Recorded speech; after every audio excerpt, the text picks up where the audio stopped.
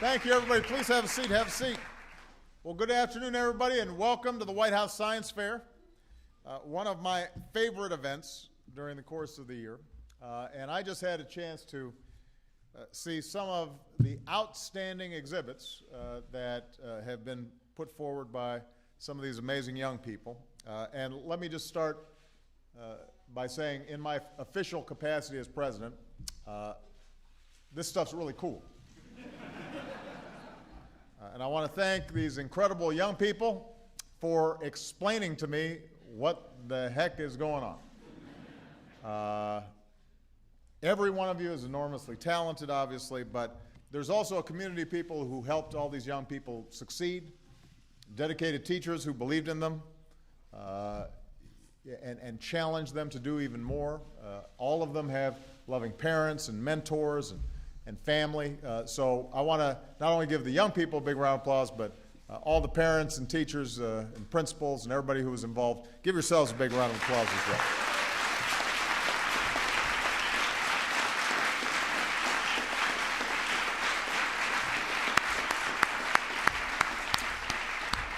Of course, primarily we're here to celebrate these young scientists and visionaries who dream and create and innovate, who ask the question, why not? Why not try something better?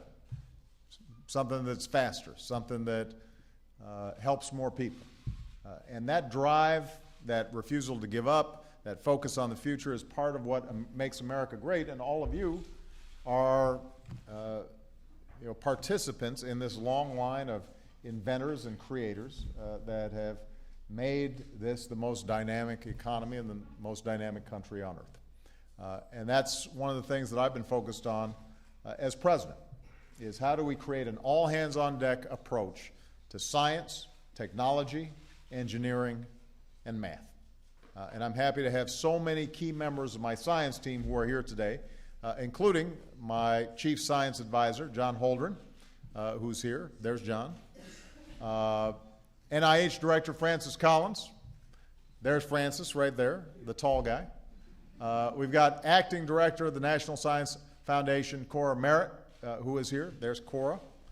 And we've got real-life astronaut and NASA Administrator Charles Bolden. Where's Charlie? There he is right there. So we need to make this a priority, to train an army of new teachers in these subject areas, and to make sure that all of us as a country are lifting up these subjects for the respect that they deserve.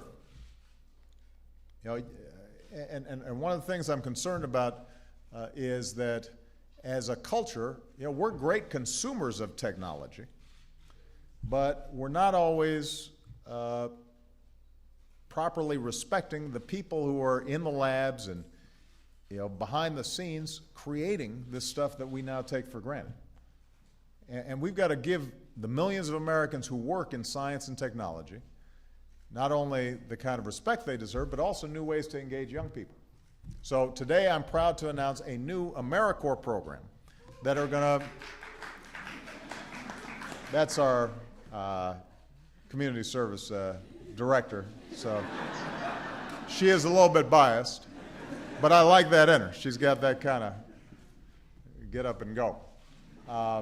A new AmeriCorps program that's going to connect more professional scientists and engineers to young students who might follow in their footsteps. And other people are stepping up too.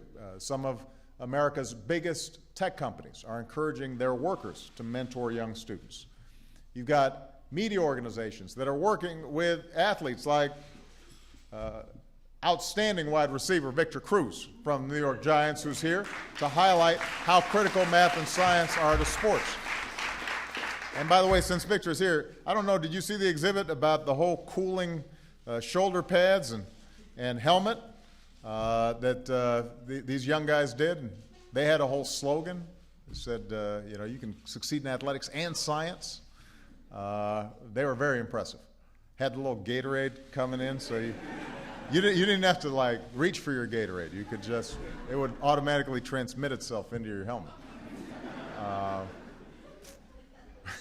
It could work. We've got nonprofits that are helping to organize 1,000 summer learning events this year. They all realize how important science, technology, engineering, and math are to the future. So we are doing this together. And after all, the science fair projects of today could become the products and businesses of tomorrow. 3 students, Evan Jackson, Alec Jackson, and Caleb Robinson, those are the folks that I talked about. They're from flipping elementary school. Keep in mind, they're in 3rd, 4th grade, and they've already got this idea for cool pads so that Victor doesn't get overheated when he's out on the field. But think about that. If you're inventing stuff in the 3rd grade, what are you going to do by the time you get to college? We just had the University of Alabama's national championship football team here last week, and I know they're interested in this idea because it gets really hot down in Alabama. A lot of these students are working on the next generation of medical research. So listen to this story. When pancreatic cancer took the life of Jack Andraka's close family friend, it inspired Jack to look for new ways to improve detection. So Jack requested space from research labs to pursue his work nearly 200 times. 200 times he asked, 200 times he was turned down. Finally, with the help of some folks at Johns Hopkins, he got the research facilities that he needed, developed a pancreatic cancer test that is faster, cheaper, and more sensitive than the test that came before it, which is not bad for a guy who is just barely old enough to drive. So where's Jack? There he is. Jack, stand up, because that's pretty spectacular stuff.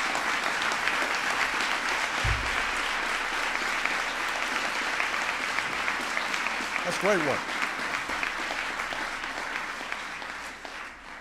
I know what you guys were doing when you were juniors in high school. That's what Jack's doing. Better than I was doing, I promise you. Now, today is not just the 3rd WhiteHouse Science Fair, it's also the 43rd Earth Day. So I want to give a special shout out to all of the young people who participated, who focused their attention on how to harness cleaner forms of energy and how to create more energy efficiency. So we've got young people like Caleb Meyer. Where's Caleb? Caleb's way back there. Stand up, Caleb, so we can see you.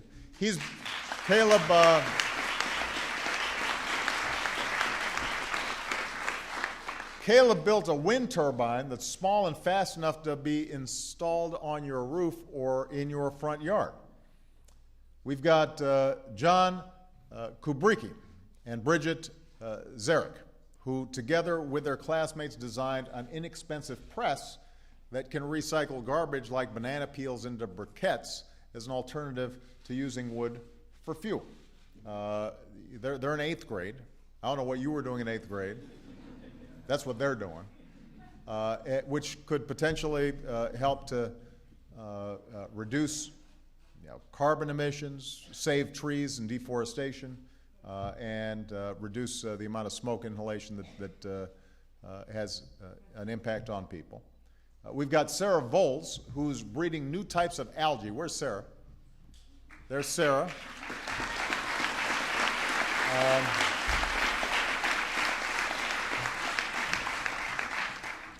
Sarah is breeding new types of algae. She stores this in a lab in her bedroom. So Sarah, you have very supportive parents. One reporter asked her, exactly what is growing under your bed that's going to save the planet?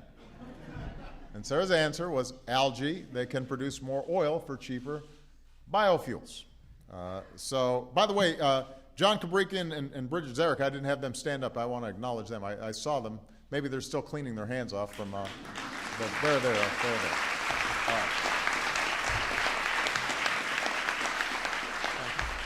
So I've got to say, young people like these, every one of them have these kinds of incredible innovations. Some of them are already fully operational. Some of them are getting fine-tuned. But young people like these have to make you hopeful about the future of our country. And it's also a reminder for us, the adults, we've got to do our part. We've got to do everything we can to make sure that we are giving these young people opportunity to pursue their studies and discover new ways of doing things, and we've got to make sure that we're also leaving behind a world that is safer and cleaner and healthier than the one we found it. That's our obligation. And that's why over the last 4 years we've made historic investments in the clean energy future that we need. And today we import less oil than we have in 20 years. Thanks to new fuel economy standards, by the middle of the next decade, cars will go twice as far on a gallon of gas. We've doubled the amount of renewable energy that we're generating from sources like wind and solar, and, by the way, creating tens of thousands of good American jobs in the process. We're emitting less carbon pollution into the environment than we have in nearly 20 years, but we understand this is not enough. We've got to do better, and that's why we've got to pursue an all-of-the-above energy strategy that includes investing in more biofuels and more fuel-efficient vehicles and more solar power and more wind power and more people going back to work building cars and homes and businesses that are more energy efficient than the ones that we've got right now. That's why I've proposed new job-creating investments in science and innovation. And all these young people, as young as they are, they're all going to be going to college, and a lot of them are going to want to continue to pursue their research and pursue their dreams. And if there is not the research grant pipeline in place, many of them will not have the resources to invent and discover the things that will make us healthier and make us more energy efficient and improve the quality of our lives. So this is not the time to gut investments that keep our businesses on the cutting edge, that keep our economy humming, that improve the quality of our lives. This is the time to reach a level of research and development that we haven't seen since the height of the space race. That's what we should be doing. That's what we should be focused on.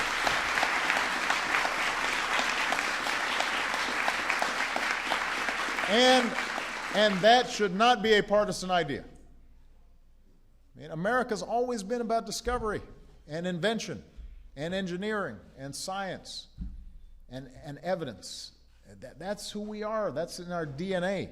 That's how this country became the greatest economic power in the history of the world. That's how we were able to provide so many contributions to people all around the world with our scientific and medical and technological discoveries.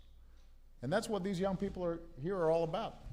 And if extraordinary young people like all of you can use your talents to shape the future for our families and our communities and our countries, we've got a responsibility to make sure that they've got the tools to do it. So I want to thank all the Science Fair winners, not only for the work that you guys are doing, but also the example that you're setting for your peers and also for your adults, the adults that are in your lives. We could not be prouder of you. And I want you to keep up your incredible work. And part of the reason that we're doing this here, we celebrate our great football players like Victor, and we celebrate outstanding musicians, and that's all appropriate. But we've got to make sure that we're also celebrating every single day in our schools, in our classrooms, and in our country the outstanding contributions that scientists and engineers and mathematicians and engineers are providing to us every single day. And we want you to know that you've got a whole country behind you as you pursue your dreams. And your success is going to be our success as well. All right? So way to go. Thank you. Appreciate it, everybody. Thank you very much.